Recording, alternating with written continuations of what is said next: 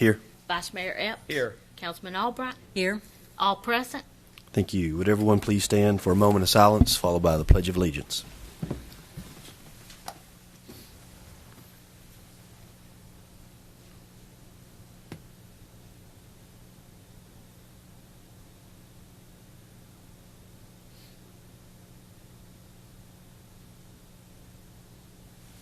Thank you.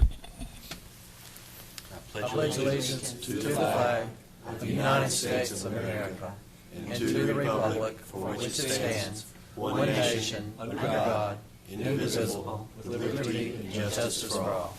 Thank you.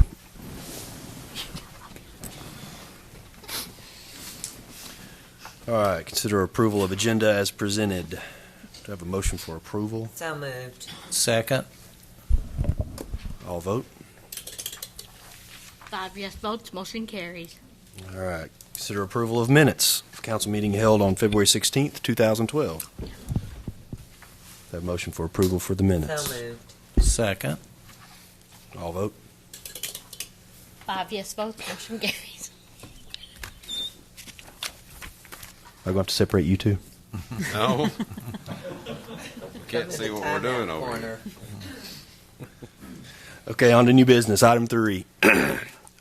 Hold a public hearing and consider on first reading ordinance 120201, rezoning 423 North Peachtree Avenue from MS Medical Service to UNV University. Request submitted by CRMC. Sponsors Mr. James Mills. Mayor and council members, the property proposed for rezoning is depicted on the screen. As you can see, it has frontage on Peachtree and West 5th Street, and also extends out to North Walnut Avenue. Here's an aerial view. As you can see, this site is currently undeveloped. There were some residential structures located on it that were removed a few years ago. This request was submitted by the Medical Center for the rezoning. As you can see from the current zoning map, the property is contiguous with UNV zoning to the north, CL local commercial zoning to the east, and with MS zoning to the south and west. The property consists of approximately 6/10 of an acre. According to the rezoning application, the purpose of the request is to facilitate an exchange of the subject property with property located at 158 West 7th Street. The SAE fraternity is located on the property on West 7th Street and would like to relocate to this site on Peachtree Avenue. To facilitate this exchange, a rezoning is necessary. Fraternities are permitted only within the UNV zone, not within the MS zone. Here's a location map of all the fraternities in the area. This is also the SAE property that would be swapped if this rezoning and the deal between the hospital and the fraternity is completed. It appears, in terms of the planning department's perspective, that this would be an appropriate rezoning. It's been in our long-range plans to try to encourage the development of a fraternity row, if you could say, and this will indicate more of a clustering of the fraternities. Not that there's any negative connotations with fraternities. It's just, in our opinion, better to have them concentrated in one area, and this would help to facilitate that. The land swap would allow the hospital to convert the property on 7th Street to parking. The proposed rezoning has been recommended by the Planning Commission, and the Planning Department concurs with this recommendation. Thank you, Mr. Mills. Do I have a motion for approval? So moved. Second. Questions from the council? I don't have any problem with this. Does SAE fraternity, do they have a time limit? Do they have to raise money for a house to build a new facility, or? They may have. I'm not aware of it. Oh. Paul Korth, the Medical Center, I can address that question. We have worked out a tentative arrangement pending your approval tonight on this, and then also pending the approval of the swap.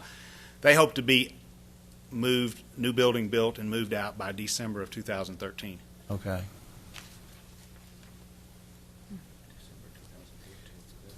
In most university towns that I've been to, the sororities and the fraternities have always been bunched together. And quite frankly, I think when I go to a university town, that's one of the more enjoyable things to do, is see the fraternity houses, especially during homecoming or any event like that. So I think this makes sense.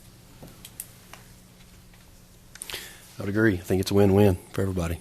So, anything else? All right, seeing none, all vote. 5 yes votes, motion carries. Thank you, Mr. Mills.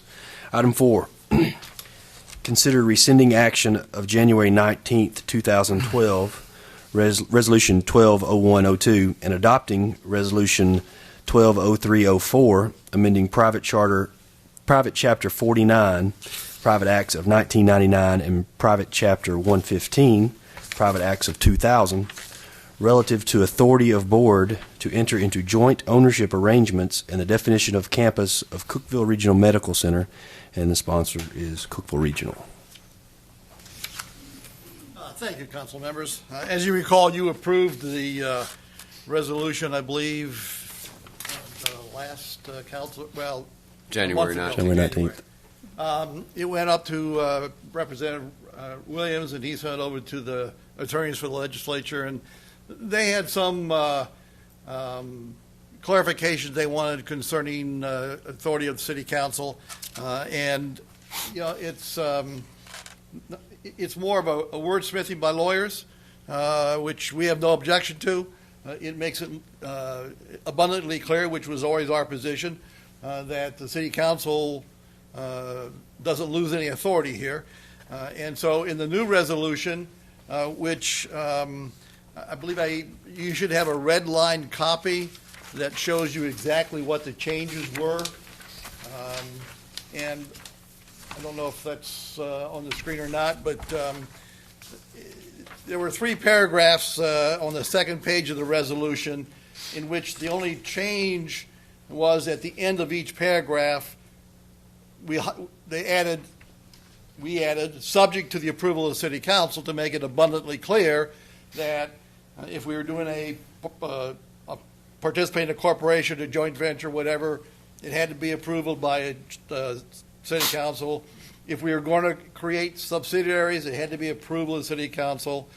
If we were going to exercise our authority in any other county in Tennessee, and we did remove the language about that might be without the state, outside of the state of Tennessee. We don't need that in there. It's subject to the approval of the city council, which again, that was the whole intent of the change to start with. And there was one paragraph that was added that again only clarifies what the original intent was. Only incur indebtedness as part of any joint venture, as a general partner, as a limited partner, as a member of a nonprofit corporation, or as a member of any other lawful form of business that provides hospital, medical, or health care with the approval of city council. So again, the new resolution that would replace the old one just clarifies that anything that the private act hospital is going to do, it still needs the approval of city council, and certainly was never our intent to suggest otherwise. Any question? That was the only change in the new resolution. Right. Thank you, Mr. Bill. Do I have a motion for approval? So moved. Second. Questions, comments from council? That's a motion to rescind and approve. Sorry. Do I need to rephrase? No, that's good. We got it. Approve Okay. rescission. For the rescinding action. Yeah. Mr. Mayor, I don't really have a question. I just have kind of, I guess, a statement. Yeah, that's good. Okay. When we went back in this in January, I felt very comfortable with it. I appreciate the hospital and its board taking a lot of time to just try to explain this to the council and to the public about basically what we're doing, and I felt very good with it. But I have to say, I feel even better with this. I always felt like that there was the accountability to the city council and to the citizens of the city was always in there, and that was just assumed. But I think this rescission and approving these this new wording just bolsters that layer of accountability. I'm counting here 1, 2, 3, 4 times where it says subject to the approval of the city council. Correct. And that's pretty much the gist of it. So I feel very good with this, and I think it just bolsters what we've already been trying to do. I would agree. Adding to what Larry said, I'm glad what we've worked out. You know, understood the intent, you know, what you guys were trying to do, and agree with that. I'm just glad we've got the legal verbiage correct this time. I am too. Anything else? We fixed that. Anything from the audience? All right, seeing none, all vote. 5 yes votes, motion carries. Thank you very much. Thank you, Mr. Bill.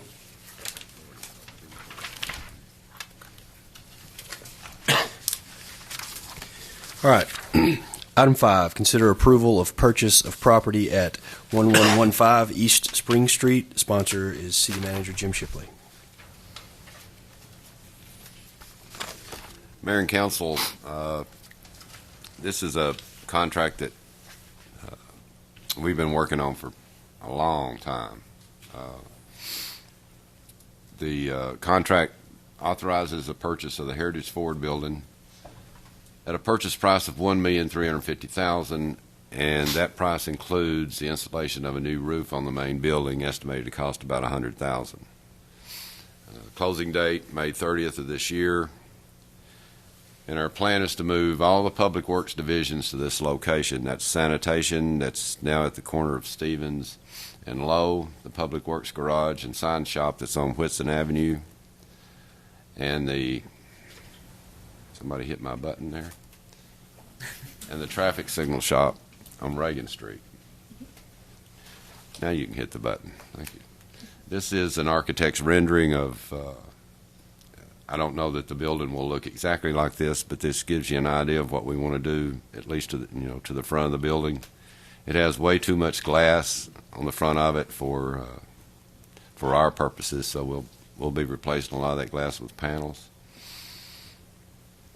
Next slide, please. And Greg and I worked with Greg Stamps to try to estimate the cost of what the renovations would be. We are estimating that to be somewhere in the $400,000 to $500,000 range, which should bring the total cost of the project to $1,850,000. And I would recommend your approval. Be glad to answer any questions. Thank you, Mr. Shipley. I have a motion for approval. So moved. Second. All right. Mr. Shipley, I'd like to ask you to just, I guess, describe to the general public how Public Works, they're separated now, how the condition their building is in, how we're already looking, we have to do something for them, and kind of what some of our options were and how we came to this, maybe. Well, the facility on Whitson Street, probably built in the 1950s or 40s, I don't know. It's in very bad condition. The sanitation garage is at the corner of Lowe and Stevens. That building is also it's a very old building in bad condition. And we have the traffic people renting some space on Reagan Street, and it will be nice to bring them all to one location. We do plan on trying to sell some of those other facilities when we move out of them. And what we were faced with when we said, okay, we got to do something for a Public Works facility. And so we knew the Heritage Ford building was available, but the price that we were negotiating at that time was a whole lot closer to $2 million. So when you added the renovations to it, it looked like it would be about the same cost or maybe even cheaper to just rebuild on Whitson Street where we are, tear down the old building. So we had to get to make it worthwhile to buy the Heritage Ford building, we had to get the price down where it made sense. So, and I think it does now, somewhere around $1.8 to $1.9 million. That's cheaper than we think we could have built another facility. So. Not to mention if we would have torn something down, we'd had to temporary relocate. Yeah. And we're getting an empty building that's right in the middle of town. Well, I think we also, all of us like the idea of it's an abandoned building, and we want to try to make it, at least the front of it, look nice. They can keep their mess back there in the back. We can do that, can't we? All right. But yeah, it will put that building to good use, and I think there's a total of 34,000 square feet in those two buildings, and it should serve our purposes for a long time. When I was first elected to city council, one of the first departments I spent a day with was Public Works, and I was amazed at the different locations and what a good job they were doing working with what they had. The buildings were neat, but you could tell they were old to the point of being able to see through the roof sometimes to the sky, and I was impressed that they do such a good job with the situation they're in, and I love the idea of the city of Cookeville being in such a visible place, with Public Works being right there on Spring Street. It's off of 111. It's in front of Avery Trace Middle School.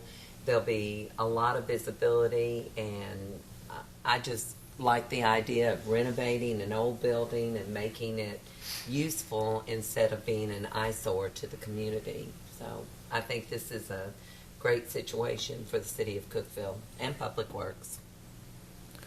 I'd like to add to that the ability to take an old building that's on a major thoroughfare and remodel it and make it a much better looking building. And where we've had several buildings that are not in the best repair, Public Works has been spread over to put them in one location, is a win situation for the city. And for us to get a building and remodel it and come out less money than building a new facility and disrupting Public Works is another win situation. So this is one of those rare occasions where we've taken some private property and able to convert it for public use, which I believe is a good thing for the city. That's you can't tell on that screen, but that's green grass there in the front. we plan on tearing out at least some of the pavement and putting some grass on the front edge and maybe some trees. That'd be great. Because there is a lot of pavement around that building. Yes, sir. Mr. Mayor, thank you, Mr. Mayor. I just want to comment just to the general public out there and the press, and that the only just to reiterate that the council and administration here at Cookeville City Hall has spent a lot of time looking at this. This isn't just some a quick wham bam kind of thing going on here. We've been looking at this. As a matter of fact, we did a walkthrough in the building. It was probably last summer. Is that correct? Yes, It was 2011. Last summer. For sure. It was probably last summer. So we have been being diligent. This council and the administration has been diligent in preparing to make this deal as good a deal as we can for the public. I do lament a little bit about the fact that it may look and be perceived that this is just the public is now just hearing about this, and we're going to prove this at the very last minute. And I voiced that concern in the last city council work session. However, I am still going to vote for this because of the diligence and the work that's been done on this, and I think all the places, as my council members have said, have all fell into place. I do want to make sure that the public knows and the press knows that there is still Jim, would you give us a little bit more kind of info on that? There still is some time, if for whatever reason, if there's just this, I don't think this will happen, if there's a tremendous public outcry that this is just a terrible, awful thing that we're doing, which I certainly would be shocked if it did happen, but there is some time to before this deal is actually done. Is that right, Mr. Well, Shipley? the contract calls for a $10,000 earnest money. And once we approve it tonight, we have our due diligence period until closing, which is the end of May. May 30th. And if the city decides to pull out of the deal, we lose the $10,000. Is all we lose. So, but yeah, once you approve it tonight, we do have a contract. Yeah. But I guess the point is that I was just wanting to make sure that the public knows is that we have again studied this, and we've spent a long time, and the people that have put their blood, sweat, and tears in this have came up with. I think it's a very good deal. As Well, Mr. and Woodford said, a win-win. But we do have, if for whatever reason it's just something happened that was just crazy and it made this an unsavory situation, then we'd be out $10,000, but we wouldn't be wouldn't be out anything deleterious. So I think it's a good deal, and I am going to vote for it.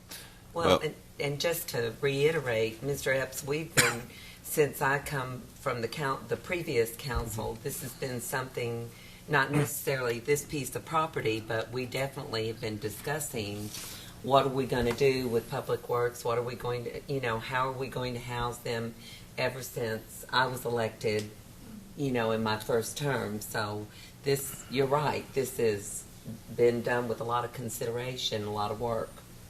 Just let me. Go ahead. Okay. Before I lose my train of thought, this city hall was built in 1960. I think we occupied it in 1967. The public works facilities, all those facilities were at least 1950ish. The police department has been in the basement of the Performing Arts Center since 1977. None of the only new facilities that the city of Cookeville has built has been for the utilities, and that there's been no taxpayer dollars until this will be the first one. And I think everybody would agree, if they've been by that public works facility, that if there was the one facility we had to take care of, it was that one. So, and I think we really got a good price on it. I do too. Right. Yeah, I agree. We, when the opportunity first came up, we were all excited because this is an older building that's been neglected for a little while, and we thought this is a great opportunity for us to do something good with this building.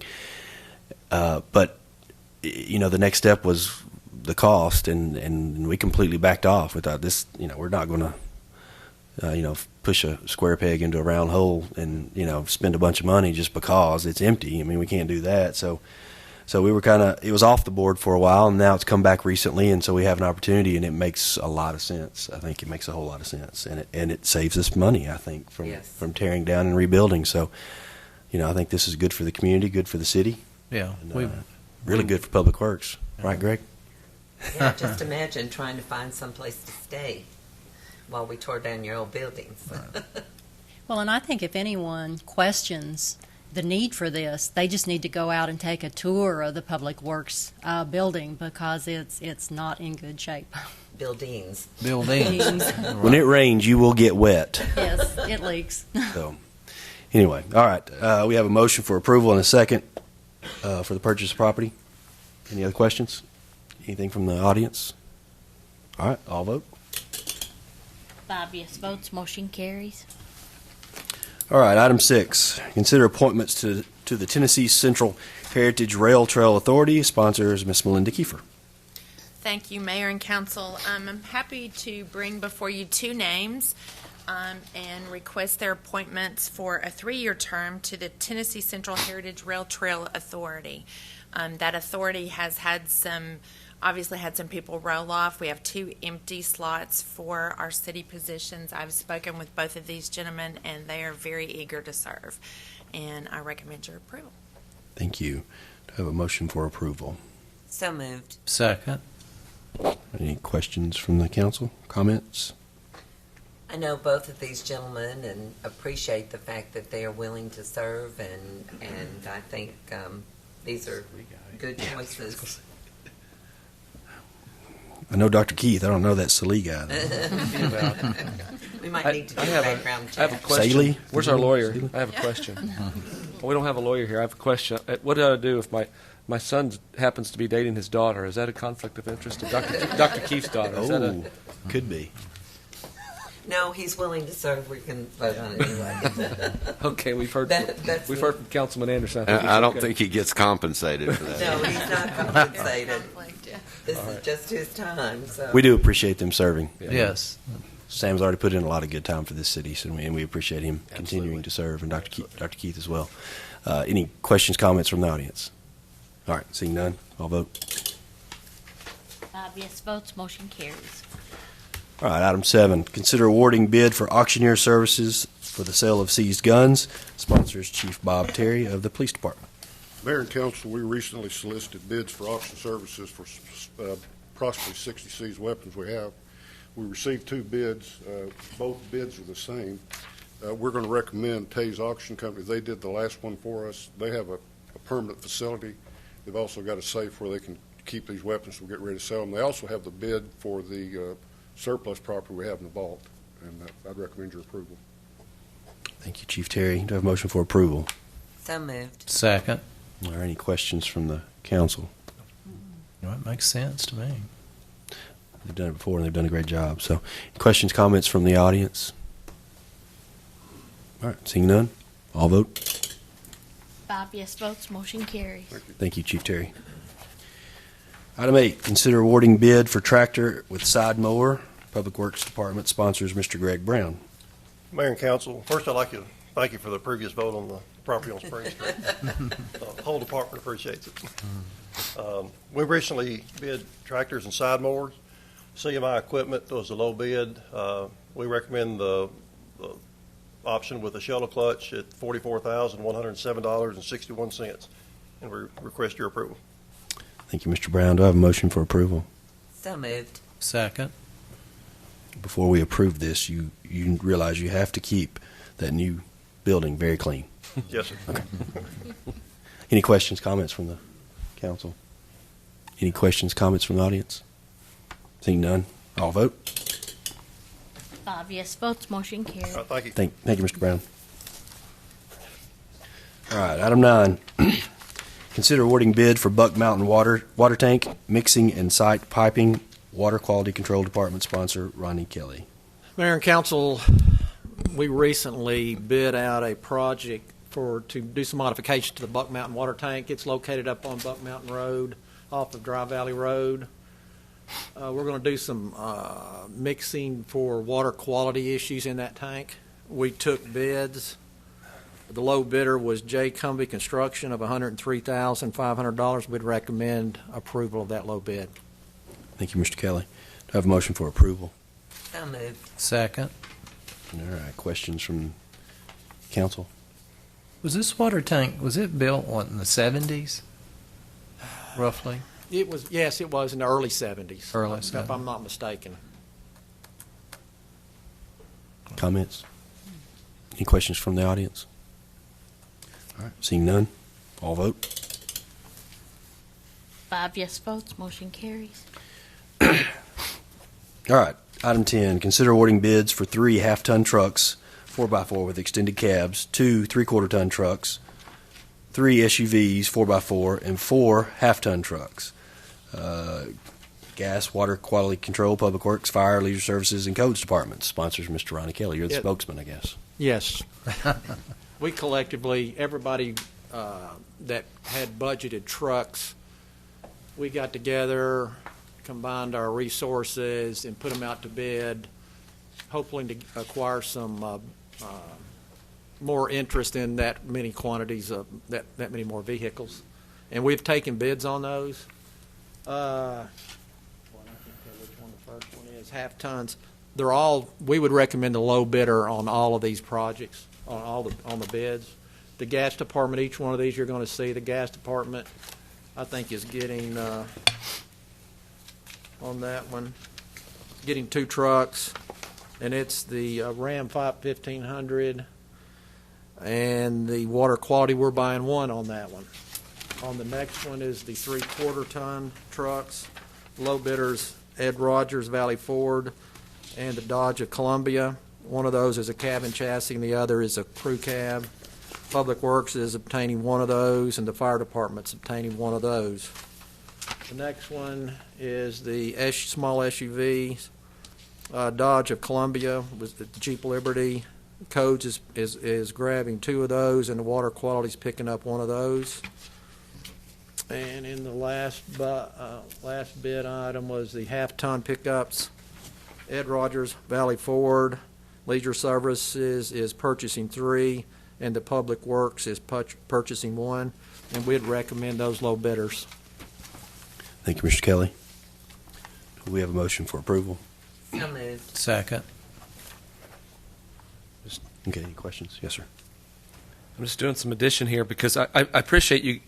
This is most vehicles we've ever had at one time. Usually we just do 1. We just do 1 or 2, et cetera. But this is a number, and I appreciate the rationale because you guys did this at the same time, so you might be able to get kind of a buying a wholesale deal, buying bulk deal, and I was just doing some quick addition. I'm looking at probably 1, 2, 3.4, 4.8, about $4,800 is what we saved by bidding this out at because you basically had two buyers pick up all these trucks, and the difference between all the other bids was about $4,800. Would save us a little money. I appreciate you guys doing that. Well, and they were also cheaper than the state bids we saw also. Yeah. Yeah. So Price is cheaper. I appreciate that. It adds up, and every little bit counts. I appreciate that. I find it interesting that we had no local bids. There's 3 of the local bidders that we talked to. Mhm. They cannot get help from the manufacturers for whatever reason. They get concessions. Mr. Woodford can probably educate us a little bit better, but the local ones that we did talk to could not get help from their manufacturers. The Ford, Cookeville Ford and Cookeville Nissan, they come under a fleet sales which is sort of a local, and we got no response from Cumberland Toyota or Tennessee Ford. We sent it to them and solicited their bid, but we didn't get a response. And usually what we find, it's how much concessions they're getting from the manufacturer, and whether who got state bids. The Ford guy told us that they missed out on some at some place, so Ford was going to give them more concessions to try to pick up some vehicles. So, Right. Okay. All right. Thank you, Mr. Kelly. Yeah. Any other comments from the audience? All right. We have a motion and approval, or in a second, for approving awarding low bids on all the trucks. All right. Seeing no questions, I'll vote. thank you. 5 yes votes, motion carried. Thank you, Mr. Kelly. All right. This is a section where we're going to hear from officers, councilmen, and city manager. And item 11 is we're going to hear a report on the $4 million bond issue to construct the electric department southwest substation. Sponsors Mr. Mike Davidson. Mayor and council members, I have, as required by state law and also by the debt management policy that we adopted back in December, after we issue bonds or any debt, I'm to report back to you on that transaction. And in your package, you have a report on debt obligation. That report after tonight will be filed with the comptroller's office with the state of Tennessee.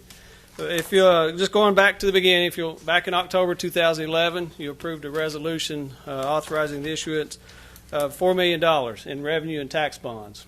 The purpose of those bonds were to construct a new electric substation in the southwest territory for the electric department. So in January the 31st of 2012, we opened bids on those bonds. The bonds were rated by Moody's as AA3, which is a very good bond rating.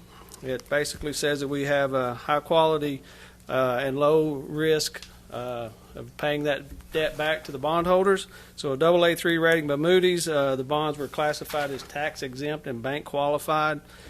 Stop me at any time if you have any questions, and I'll try to answer this too. We received 8 bids. Morgan, Keegan and Company was the low bidder. Once you calculate all the factors, the true interest cost on these bonds over 15 years is 1.66%. That's fixed rate. That's the average of the life of those bonds. Sold with level debt service, meaning that annually the debt service payments on those range from roughly $312,000 to $325,000, so it's pretty close to level debt. We actually closed on the bonds on February the 15th, received the money on February 15th. The bonds did sell at a premium of $200,296.65. The bond issue cost is exactly what I presented to you back in the fall. Morgan Keegan underwrote the bond, so they kept $20,676.25 to underwrite the bonds. But back in the fall, you approved Stevens Incorporated to be the financial advisor. Their fee was $20,000. The bond counsel was Waller, Lansden, Dorch, and Davis. That fee was $15,000. Moody's Rating Agency, that's a $9,500 fee to have them rate these bonds. Stevens Incorporated had some additional expenses for printing and advertising of the sale of these bonds, which was $1,500, and then for them to prepare the official statements that go along with these bonds was $5,000. So the total cost, including underwriters' fees, was $71,676. when you count the premium that we received on the sale of those bonds, subtract out all the issuance costs, the net deposit to the construction fund is the $4,128,620.40. That's what the electric department has in their construction fund to construct the new substation. And that's a real quick summary of that bond issue. If you have any questions, I'll try to answer it. Thank you, Mr. Davidson. Of course, this is not an action item. This is just a report. Correct. So do we need to vote? We don't yet. No, it's not an action item. No, it's No, not. I just No. had to present this information to you, just is all I'm required to do. This needs to be reflected in the minutes. Yeah, It just does FYI. need to be, yes, please, yes. But we can still grill him all we want. Yeah, we can ask questions. A lot of hands out there every time. I never realized that. It's the first time it's been broken down. Approved bonds. You said this is fixed, right? It is fixed rates. It is. It averages out over the life of those bonds, that 1.66%. Mike, what were bond rates 10 years ago? We've got bonds right now, fixed rate bonds, that are anywhere from 2.9% up into the 5% range. So the savings by doing at this this point in is time huge. is This considerable. rate is, I never expected this kind of rate, not below 2%. And all the 8 bids we received were all below 2%. Do we have any opportunities for, I don't know what the word is, to Refund. refinance or renegotiate our bonds? Are there any, I know you guys look at that all the time. Is there anyone's coming up that we could possibly do to We've actually talked about that. capture some of these low rates? One thing we get criticized for is that we have a lot of variable rate debt, and the variable rate debt over the last 20 years has saved us a ton of money. But Your rating reflects variable rate, Yeah. right? I mean, that could potentially hurt our rating. we which have would discussed hurt our- trying to refund some of that. Yeah. Our Moody's rating is AA3, which is it's still a great rate. Mhm. But if we were to refund some of the variable rate debt, it might jump up to AA2. I don't know if it would go to AA1, but that's one of the things they point out, that we have the variable rate debt.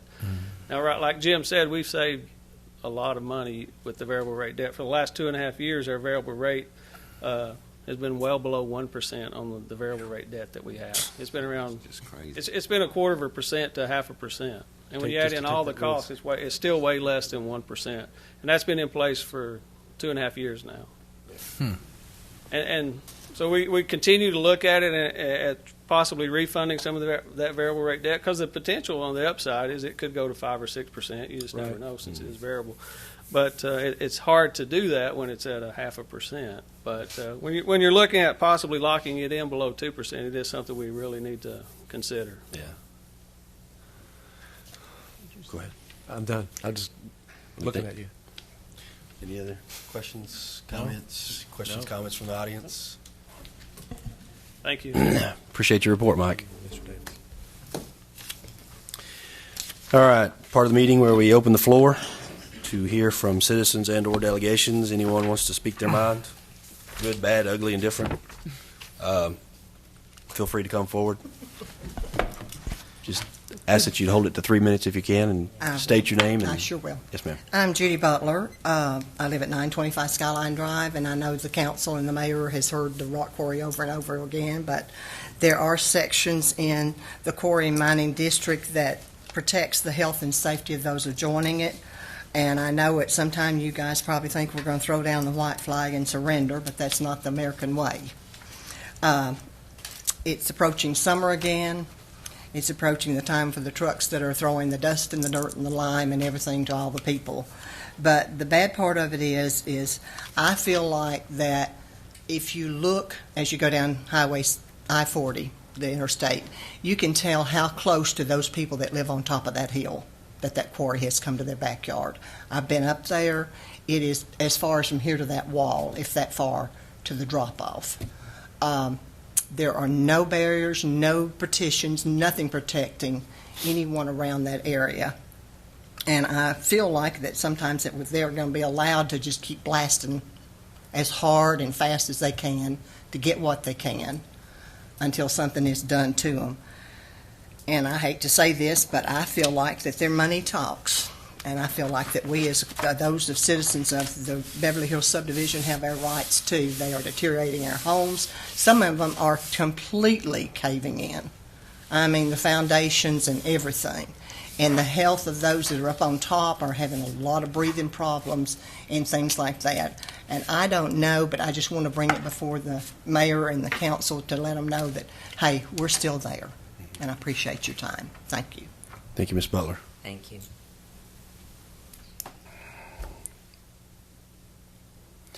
It's a tough one. It is. It's something we've talked about a lot, isn't it? Ms. Butler, have you had a chance to look? This council took a considerable amount of time getting a comprehensive report, and that was very eye-opening. I thought it was very helpful. Have you had a chance to review that? We can. I think maybe we probably have that archive somewhere. If we can maybe get that to you, make sure before you leave, or come back and see if you can get that report, because that's very comprehensive, very concise, and it gives you an idea of the entire history, what some of the laws are, why our hands are tied, why some of the homeowners' hands are tied, and it might give you, and it also can give you kind of a best way forward. Yeah, it's basically a step-by-step process from what I remember of it. We don't have it in front of us. That was several months ago, but from what I remember of it, it was basically a step-by-step process that Mr. Rader had put together for you guys, your next step.